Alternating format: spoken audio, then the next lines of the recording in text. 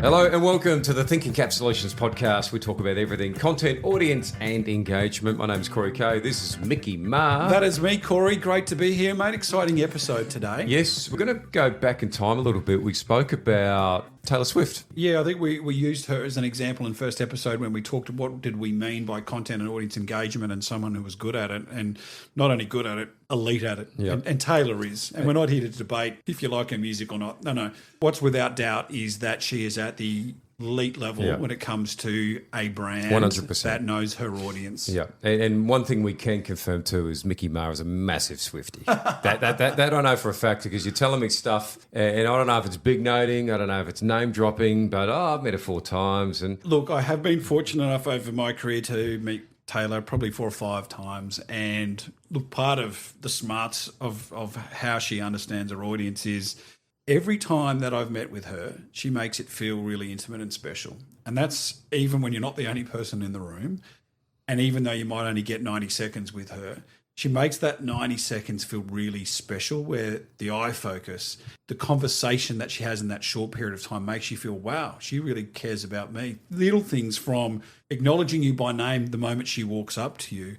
One of the times I met with her, my wife was pregnant with our daughter, and she was asking, "Oh, what are you having?" and that kind of stuff. And then the next time we met her in Brisbane, it was like, "The last time I saw you, Lee, you were pregnant. How old's Ivy now?" And it's just like, oh my God. Let's be honest. There's clearly a team behind her that helps her know that stuff. But that's smart audience engagement, right? And I think that's the point of today's episode is we're obviously talking about someone who's a brand and marketing expert, but what as a business, no matter what size you are, what are the applicable traits that you can take from Taylor Swift and potentially utilise? Because like you said, I think it's a really good point.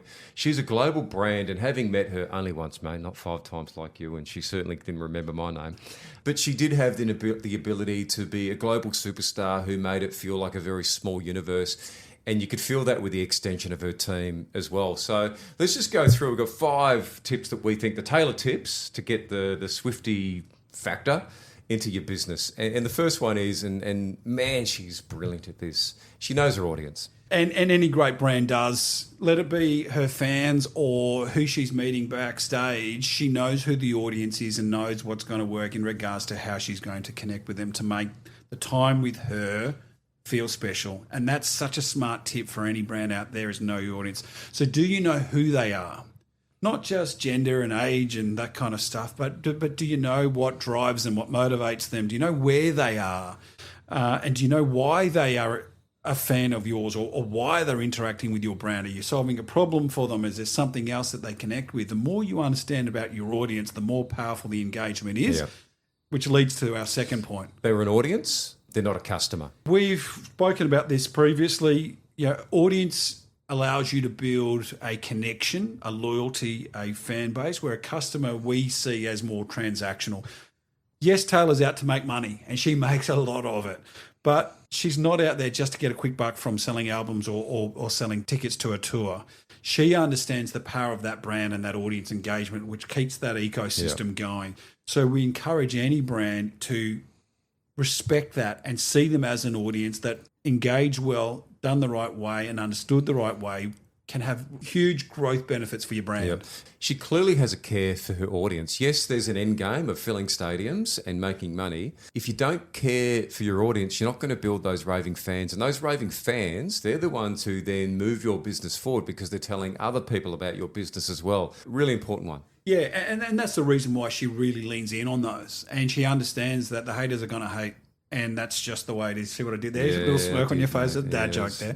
Let's be honest, it's true. You know, there's plenty of people that don't like her, and she cops a lot of flack in the media. It was only recently at the Super Bowl, you know, they put her on the screen and she got booed. And it's Philadelphia Eagle fans, mate. Don't worry about it. She doesn't care because why? No. She feels confident enough that she knows her audience and she's got her fans back and her fans have got her back. Pretty much touching on tip number 3, and that's authenticity. Yeah, knowing what your values are, what you stand for, what you believe in, and that making sure then that when you're interacting with your audience, engaging with them, that you are being true to the things that are important to you and the aspects of your personality that you want to showcase, and even to the point of how you then seek out feedback from your audience, that it's done in a way that truly is showing that you care and you're interested and invested in them as an audience. And that's so important for brands, because the more you know about them and you're showing that authenticity and living true to your values, then again, it just feeds that loyalty piece. And something as a business that we've done a lot is work with brands and businesses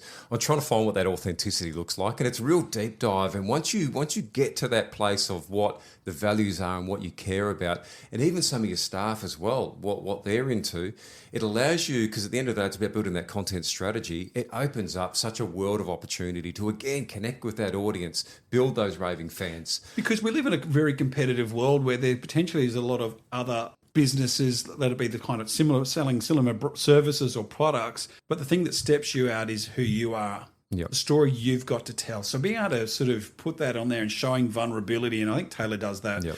Well, I mean, geez, quite often she cops flack for it, but she writes songs about her relationships. That's such a vulnerable thing to do, but it's a way in for that fans to feel connected to her. So you're right, for a brand to know, okay, what is it that speaks uniquely to what your story is around your brand is powerful. Taylor, tip number 4, something we actually talked about this over Christmas, and that was, we had some brands, and there was a podcast that I spoke about that turned the lights off for about 3 weeks and went dark, which causes all kinds of issues.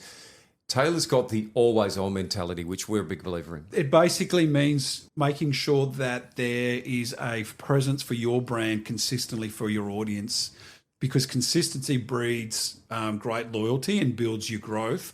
You've got to find what works for you. Yep, when we look at Taylor, she's got a big team of people and a lot of money to help her do this. I get it. But working what's right for you. And it doesn't have to be necessarily the same way as Taylor, but our recommendation here is, what does a always-on strategy look like for you? So that's things like the consistency of delivering content across certain platforms on a regular basis that interacts and engages the audience. For Taylor, if it's not a tour, it's an album. If it's not that, there's other experiences that she's doing. But she's got this constant always on. She's always coming up in our feeds, right? She's always got something going on. So what does that mean for your brand? What does always something going on for your brand look like? And if you're always planned and well mapped out, it's actually easier to achieve than you think, having that always on mentality.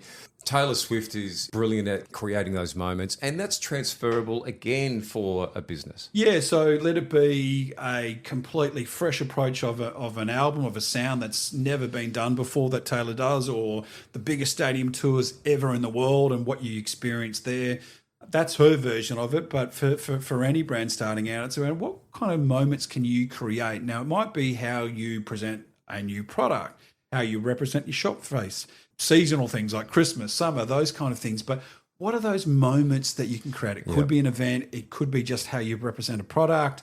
It might be how you just showcase the experience that you've got. And that's the beauty of having a content strategy. You can take advantage, like you said, of those milestone days, the seasonal stuff, and create content that, again, showcases you and connects you with that audience. So the top Taylor tips: know your audience. They're an audience. They're not customers. Bring them close. Authenticity, always on mentality, and creating moments. Taylor, she's the elite at audience engagement. You can be too. We would love to help you get there. Reach out, get in contact, thinkingcapsolutions.com.au, or get to us on LinkedIn, Thinking Cap Solutions, all one word.